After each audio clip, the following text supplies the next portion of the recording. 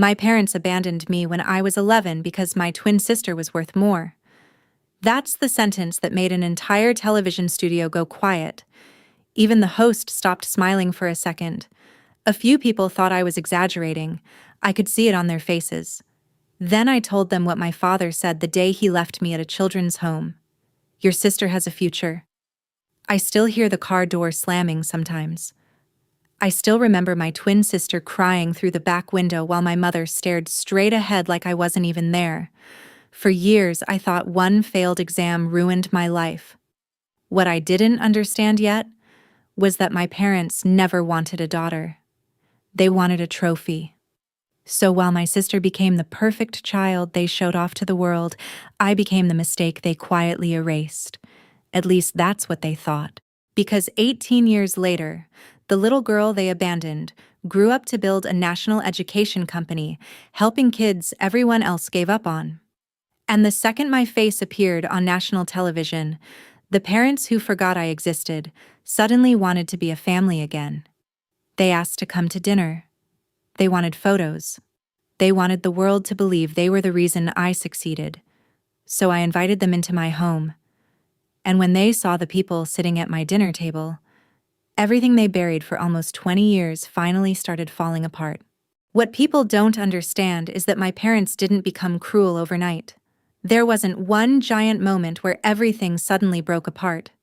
Looking back now, I think they were measuring Claire and me from the very beginning, quietly deciding which daughter reflected better on them.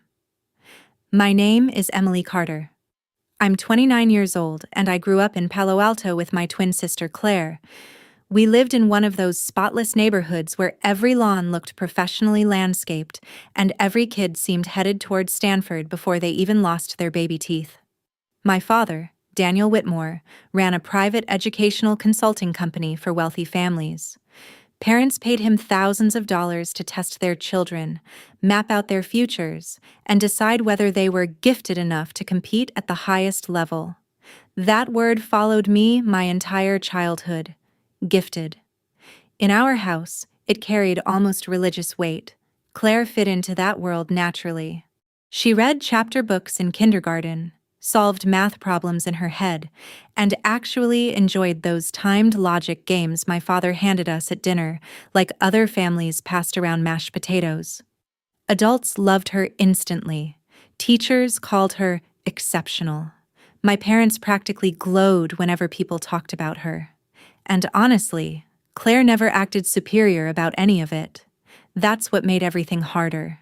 She shared snacks with me when I got grounded. She stayed awake helping me study spelling words.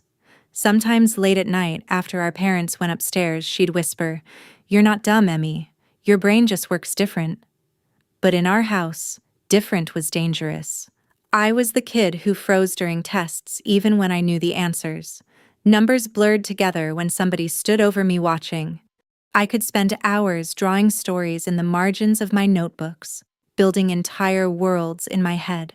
But the second a worksheet had 20 math problems and a ticking clock beside it, my hand started shaking before I even picked up the pencil. My father hated that.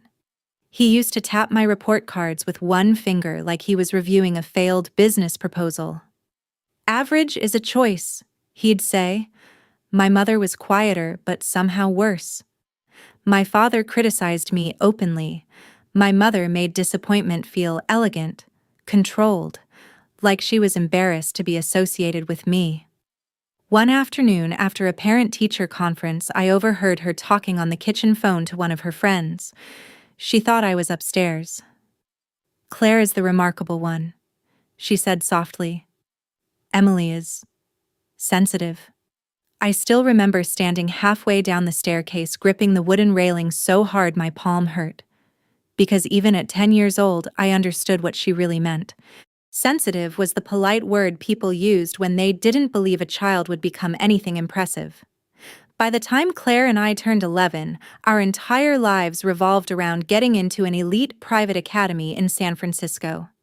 My parents talked about acceptance letters like they were oxygen. Every dinner became test prep. Every weekend became tutoring. Every wrong answer felt expensive. Claire kept succeeding. And little by little, I could feel my parents pulling away from me emotionally, inch by inch, grade by grade. At first, it was small things: less patience, shorter conversations, fewer smiles when I walked into the room.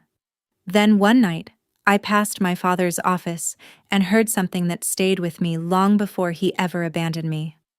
"If one child is determined to fail," he muttered, "we can't let her drag the other one down too." After that, the pressure in our house stopped feeling temporary. It became the air we breathed. Everything revolved around the entrance exam for Westbridge Academy, this elite private school in San Francisco, where tuition cost more than most people's mortgages. My parents talked about that school like it was heaven's front gate. At dinner, my father spread practice exams across the table while Claire and I ate reheated casserole under fluorescent kitchen lights. "Again," he'd say every time I missed a question. Sometimes we stayed there until nearly midnight. I started hating the sound of printer paper because it usually meant another timed test waiting for me the next morning. Claire kept passing every practice exam with near-perfect scores. She looked exhausted too, but she could still perform under pressure. I couldn't. The harder I tried, the worse my brain seemed to lock up. I'd stare at simple questions and suddenly forget things I knew the night before. One Saturday morning, my father slammed his hand against the dining room table so hard the silverware jumped. "You are not even trying," he snapped. I flinched so hard my pencil rolled onto the floor. But the truth was, I was trying so hard I barely slept anymore. I started getting stomach aches before tutoring sessions. Sometimes I sat on the bathroom floor holding my breath because I thought if I could just calm my heartbeat down, maybe I could finally think clearly like Claire did. My mother never comforted me. She treated emotion like weakness leaking into the house. "Do you know how embarrassing this is for your father?" she asked after I scored a 72. Not, "Are you okay?" Not, "What happened?" Just embarrassment. That word followed me everywhere. The morning of the actual exam, rain hit the windshield so hard it blurred the highway into gray streaks. Claire reviewed vocabulary flashcards beside me in the back seat, while I stared out the window, counting raindrops sliding down the glass. Nobody talked much that morning. The testing center smelled like burnt coffee, wet coats, and sharpened pencils. Parents stood around whispering like they were waiting outside an operating room. Right before we went inside, my father knelt in front of me and straightened the collar of my sweater. "Don't humiliate us today." "Not good luck. Not do your best. Don't humiliate us." Claire squeezed my hand before we walked into separate classrooms, and for one stupid second I actually believed maybe I could survive it. Then the timer started, and panic swallowed everything. The clock ticking on the wall sounded louder than the instructor's voice. My palms turned damp, numbers blurred together. Halfway through the math section, I realized I couldn't breathe properly. I walked out of that building already knowing my life had changed. Claire's scores arrived first. Near perfect. My parents celebrated by making reservations at some expensive steakhouse overlooking the bay. My mother actually cried reading Claire's acceptance letter out loud. Mine came 2 days later. I failed badly enough that the admissions counselor gently suggested a different educational environment might better support my emotional needs. And just like that, my parents stopped looking at me like their daughter. They started looking at me like damage control. 4 days later, my mother told me to pack a small suitcase. She said it calmly, like we were getting ready for some temporary school program instead of tearing my entire life apart. I remember standing in my bedroom staring at my bookshelf while she folded clothes into a navy blue duffel bag without looking at me once. I kept waiting for somebody to explain things differently, to soften it, to say this was only temporary. Nobody did. The drive to Cedar Ridge home took about 90 minutes across the bay, but it felt longer because the entire car stayed silent except for windshield wipers dragging across the glass. Claire sat beside me in the back seat, twisting the sleeve of her sweatshirt around her fingers so tightly her knuckles turned white. My father never even turned on the radio. When we pulled into the parking lot, I remember thinking the building didn't actually look cruel. Somehow that made everything worse.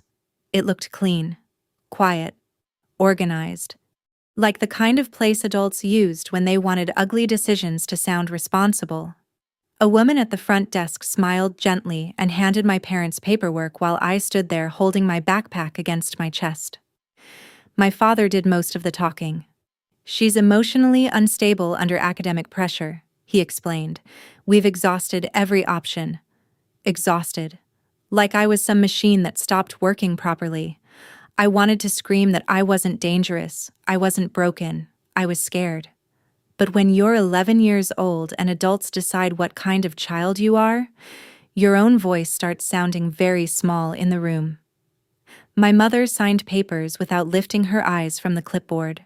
That part stayed with me longer than almost anything else. Not the building. Not even the goodbye. The fact she couldn't look at me. When they finally turned to leave, panic hit me so fast my legs actually buckled underneath me. I chased them into the parking lot, crying so hard I could barely breathe. A staff member caught me before I reached the car. Claire was sobbing in the back seat, and then my father rolled the window down just enough to say the sentence that followed me for almost 20 years. "Your sister has a future." Then the window went back up. The car pulled away, and just like that, I stopped being a daughter. I became a problem somebody else was paid to manage. That first week at Cedar Ridge Home, I slept in my jeans and sneakers because I honestly believed my parents might come back in the middle of the night after realizing they made a mistake. Every pair of headlights outside my window made my heart jump, but morning kept coming. And nobody came for me. After a while, the waiting started changing shape. At first, I waited for my parents to come back. Then I waited for phone calls, birthday cards. Eventually, I started waiting for smaller things, like hearing my own name spoken kindly by another adult. Cedar Ridge Home wasn't abusive. People hear children's home and imagine monsters, but it wasn't like that. The staff tried. Some of them were genuinely kind, but there's a loneliness inside places like that that's hard to explain unless you've lived there. Every kid carried some version of the same question around in their chest. Why wasn't I worth staying for? Some kids acted angry. Some stopped talking completely. I just became quiet. After a few months, I stopped mentioning my parents altogether because every time adults recognized the Whitmore name, they'd get this confused look on their face. Like they couldn't understand how two people who built careers teaching other parents about children could leave their own daughter behind. Honestly, neither could I. I still wrote stories back then, but only in secret. Mostly late at night under a blanket with a flashlight after the other girls were asleep. I filled cheap spiral notebooks with characters who always found their way home eventually.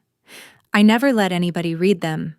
Then one Saturday afternoon, everything shifted so quietly I almost missed it.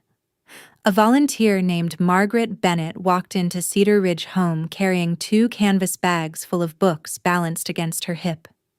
She was probably in her late 50s, silver reading glasses sliding down her nose, sensible shoes, the kind of woman most people wouldn't notice twice in a grocery store. But Margaret looked directly at people when they spoke. That mattered. Most volunteers tried too hard. They asked forced questions and used cheerful voices like we were fragile animals. Margaret didn't do that. She sat beside me during reading hour and noticed the corner of a notebook sticking out from under my arm. I braced myself immediately.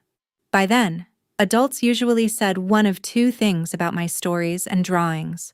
Either they called it distraction or wasted potential. But Margaret just smiled softly and asked, "Do you write?" Not, "What's wrong with you?" Not, "Why are your grades low?" Just, "Do you write?" I remember staring at her because I genuinely didn't know how to answer that question without apologizing first. The next weekend, Margaret brought her husband Thomas with her. Thomas barely talked during the first hour. He had rough mechanic hands, work boots with oil stains near the soles, and this calmness about him that somehow made rooms feel safer. At one point, he noticed an old cassette recorder in the activity room wasn't working. He sat cross-legged on the floor with a screwdriver, took the whole thing apart piece by piece, then fixed it like it was nothing. Before they left, he handed it to me. "Writers need tools too," he said. Nobody had ever called me a writer before, not once. And honestly, I think that's when my life actually started changing. Not years later when I became successful. Not the television interview, it started there. With one woman who saw my stories instead of my failures, and one quiet man who fixed something broken without making me feel broken too. A few months later, Margaret and Thomas asked if they could foster me.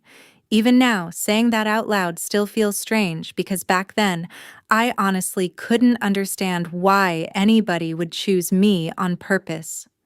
I kept waiting for them to change their minds, but they never did.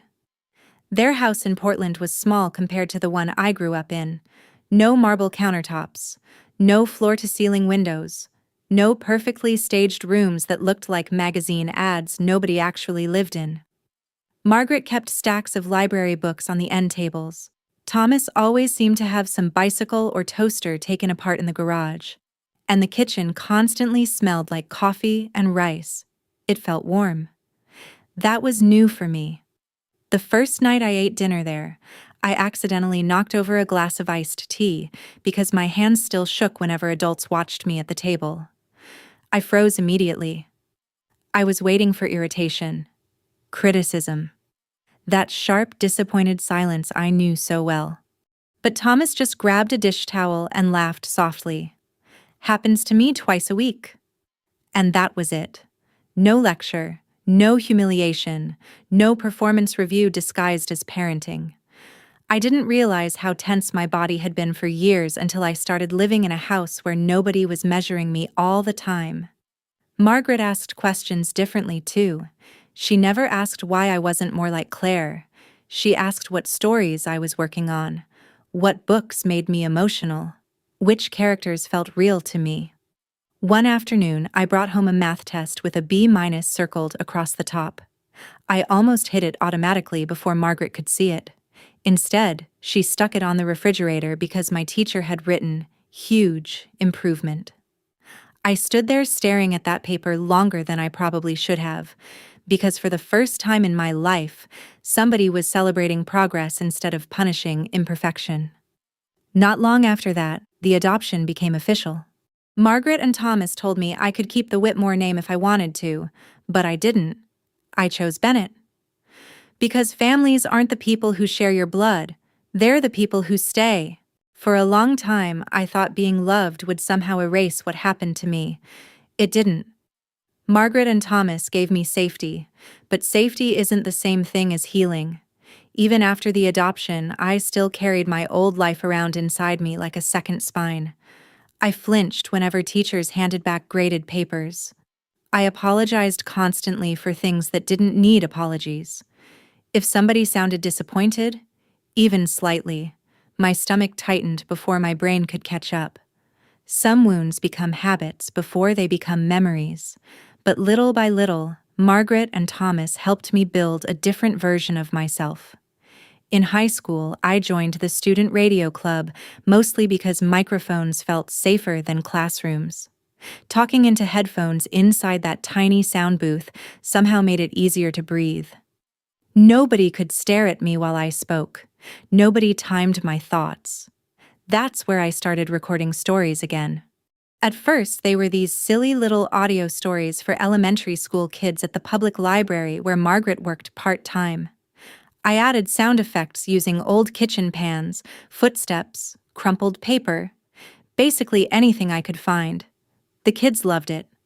And after a while, something strange started happening. The children who struggled the most in school paid the closest attention to my stories.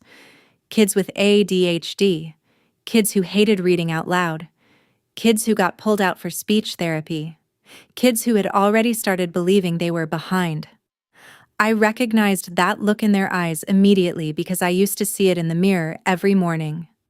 One afternoon, a little boy named Jacob stayed after story hour while his grandmother packed up her knitting bag near the door. Jacob could barely read a full paragraph without shutting down emotionally. But that day, after acting out one of my stories with funny voices and sound effects, he read 3 full pages straight into the microphone. 3 whole pages. When he finished, he looked at me like he'd just climbed a mountain. "Can I record it again?" he asked quietly. "I want to send it to my grandma's sister in Arizona." His grandmother started crying right there beside the children's bookshelf. And honestly, that moment changed something inside me. Because for the first time, I realized my brain had never been the problem. I just learned differently. And maybe millions of other kids did too. I carried that realization into college with me. I studied child development, communication, and instructional design, while Claire buried herself in biomedical data science back in California. We started talking more during those years. Really talking. One night, she admitted something I never expected to hear. "They loved me for succeeding," she whispered over the phone. "But I don't think they ever actually saw me either." And honestly, hearing that broke my heart almost as much as losing them did. A couple years later, I met Ethan Walker during a volunteer literacy program outside Denver. Back then, he was studying speech-language pathology, and unlike most people, he never treated struggling children like broken puzzles waiting to be solved. He listened carefully, patiently, like communication mattered more than performance. That mattered to me too. After workshops, we'd spend hours stacking folding chairs together while janitors vacuumed around us. Sometimes we sat in all-night diners drinking terrible coffee and trading stories about the kids we worked with. Ethan understood something most people didn't. Children shut down when they feel judged. And honestly, I think part of me fell in love with him the first time he said, "A kid can't learn when they're busy trying not to feel ashamed," because I knew exactly what that felt like. After college, we got married in Margaret and Thomas's backyard under strings of white lights. Nothing fancy. Folding chairs. Homemade food. Claire flew in quietly without telling our parents, and she cried during the ceremony harder than I did. By then, Ethan and I had already started building what would eventually become Open Path Learning. Back then, it wasn't really a company. Honestly, it barely qualified as a program.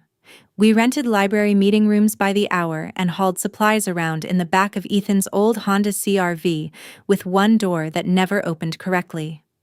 Margaret organized reading circles. Thomas repaired donated laptops at our kitchen table. I wrote learning exercises by hand because we couldn't afford proper printing yet. But the kids kept showing up, especially the ones schools already seemed tired of. Children labeled distracted, difficult, slow, emotional, average, the exact words that used to follow me around. Instead of forcing those kids into rigid systems, we built lessons around curiosity. We turned vocabulary into storytelling games, reading into performance, math problems into little mysteries kids solved together out loud. And slowly, things started changing. One little girl who refused to read in class recorded herself narrating an entire story using character voices. A boy with dyslexia who'd been held back twice started staying after sessions because he wanted just one more chapter. Parents cried a lot at Open Path Learning in those early years, not because we were miracle workers, because sometimes people break down when they realize their child was never stupid to begin with. Eventually, a local reporter visited one of our workshops and posted a short online clip of a student reading confidently into a microphone while Ethan cheered beside him. The video spread faster than any of us expected. Then came podcast interviews, donations, school partnerships, and within a few years, the tiny program we built with folding tables and borrowed books became a national educational organization. And somewhere back in California, the parents who abandoned me were suddenly hearing my name again. About 7 years after we started Open Path Learning, I got invited onto a national morning television show to accept an Education Innovation Award. I still remember standing backstage under those freezing studio lights while somebody clipped a microphone onto my blazer. My hands were shaking so badly I had to press them together just to hide it. Not because I was afraid of public speaking, because part of me still felt like that terrified 11-year-old girl who'd been told she wasn't worth investing in. The interview itself moved fast. Bright lights, cameras sliding across the studio floor, smiling hosts reading questions off cue cards like this was just another morning segment. Then one of them asked something that caught me completely off guard. What inspired all this? For a second, I honestly couldn't speak. And somehow, after all those years, the only thing that came out was the truth. I was once told I wasn't worth believing in, I said quietly. Then 2 people taught me every child learns differently when they feel safe enough to try. The camera turned toward Margaret and Thomas sitting in the audience. Margaret was crying openly by then. Thomas looked down at his hands like he genuinely didn't know what to do with that kind of attention. And honestly, that moment hit me harder than winning the award ever did, because America finally saw the people who saved my life. Not with money, not with prestige, with patience. And somewhere back in California, my biological parents were watching too. The first message from my parents arrived 2 days later. I was sitting alone in my office after everyone else went home when my phone lit up with my father's name for the first time in almost 18 years. My chest tightened so fast it actually hurt. For a few seconds, I just stared at the screen without opening it. Part of me still carried that old childish instinct to somehow earn their love back. Even after everything, the message itself sounded warm, almost polished. They said they were proud of me, proud of the work, proud of the woman I'd become. My mother wrote that seeing me on television had brought tears to her eyes. But the longer I read, the more something started feeling wrong. There was no apology, not one sentence about Cedar Ridge home, nothing about the unanswered letters, nothing about leaving an 11-year-old girl crying in a parking lot. It read like we had simply drifted apart over time instead of them abandoning me completely. Then Claire called. And the second I heard her voice, I knew something bigger was happening. Their educational institute had already been getting criticized publicly for years over the pressure they put on students. Former students were starting to speak out about anxiety, burnout, panic attacks. Donors were quietly pulling back. Then my interview aired, and suddenly, I became useful again. Claire told me she overheard our father saying, "People love comeback stories. Emily could help repair the family image." Not daughter. Not family. Image.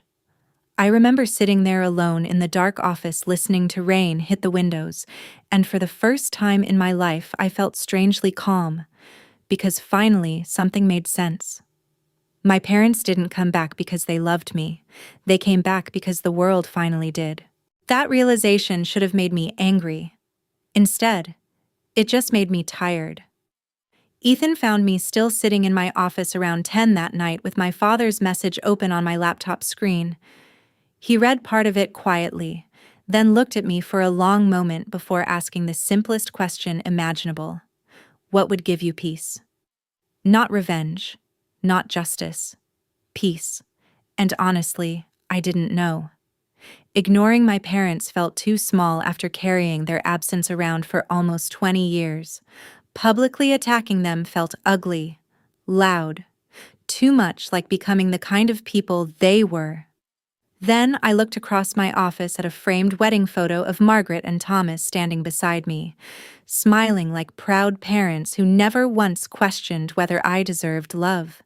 And suddenly, the answer became very clear. My biological parents wanted credit for the woman I became. Fine. Then they were finally going to meet the people who actually built her.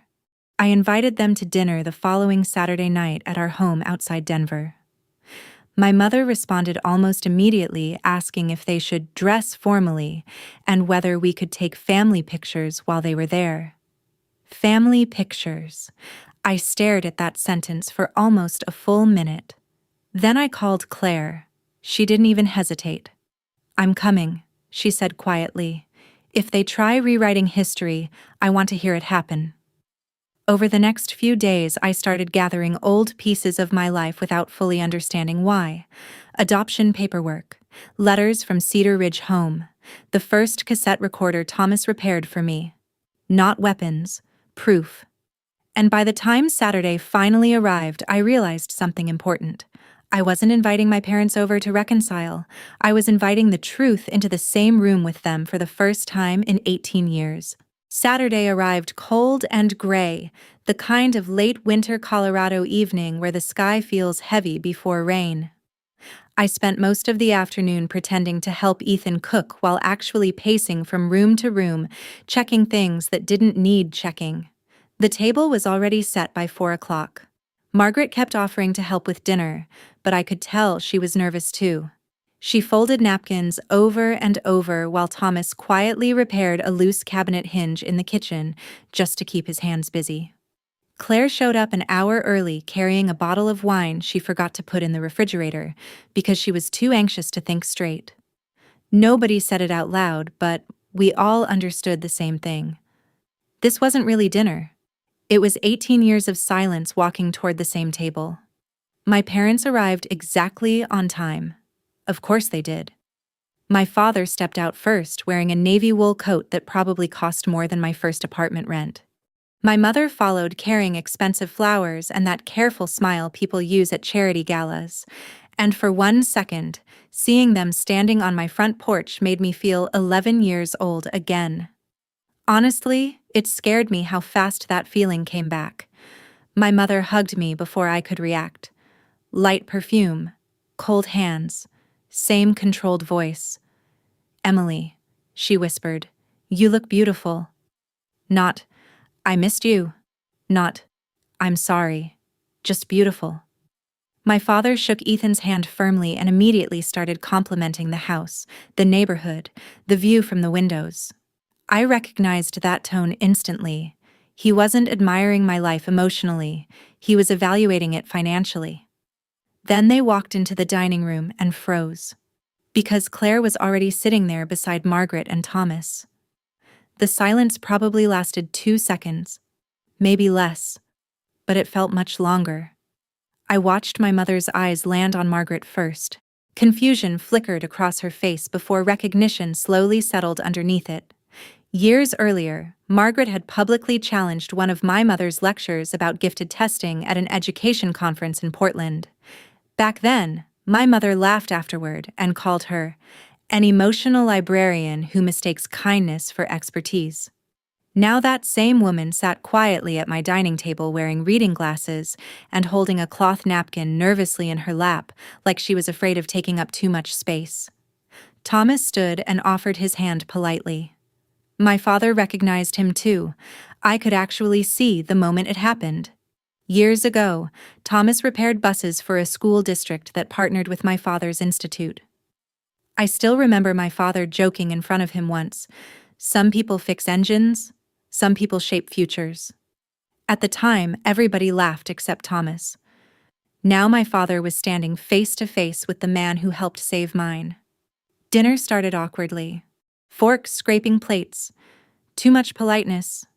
My mother complimented the salmon. Ethan poured wine nobody really drank. Claire barely touched her food. But my father recovered quickly. Of course he did. He started asking questions about open path learning almost immediately. How many states were we operating in now? Were investors approaching us? Had we considered partnerships with private academic institutions? It sounded less like a father reconnecting with his daughter and more like a businessman evaluating a merger opportunity. I answered calmly while watching him carefully. And the strange thing was, I wasn't angry anymore. At some point, the pain had stopped confusing me. Halfway through dinner, my mother reached across the table and touched my wrist gently. "Emily," she said softly, "we've lost so many years. Maybe this is finally a chance for healing." The word healing almost made me laugh. Then my father added the sentence that told me exactly why they were really there. "We'd also love to discuss involving you in the Whitmore Achievement Institute Gala next month. Families would find your story incredibly inspiring." Your story, not our relationship, not reconciliation. A story. Something neat enough to fit inside a fundraising speech. Claire set her fork down hard enough to rattle the glasses. But before she could speak, I stood up slowly and walked toward the sideboard near the kitchen where I'd left an old cardboard box earlier that afternoon. Nobody moved. I carried the box back to the table and opened it carefully. Inside were pieces of my life. The cassette recorder Thomas repaired, old notebooks, adoption paperwork, letters with unopened return stamps still attached. The room went completely still. I picked up the recorder first. "Thomas fixed this for me at Cedar Ridge Home," I said quietly. "It's the first thing anybody ever gave me that made me feel like my voice mattered." Thomas immediately looked down at the table like he wanted to disappear from the attention. Then I picked up one of Margaret's old library cards. Margaret was the first adult who asked me what I loved instead of what was wrong with me. My mother's expression tightened instantly. Then I looked toward Claire. And Claire spent most of her childhood trying to protect me while carrying expectations no kid should have carried alone. Claire's eyes filled immediately. Finally, I looked directly at my parents. "And the two of you?" I paused for a second because, surprisingly, my voice stayed calm. "You taught me what happens when children become investments instead of people." My father's jaw hardened immediately. "That's unfair," he said flatly. "No," Claire snapped suddenly.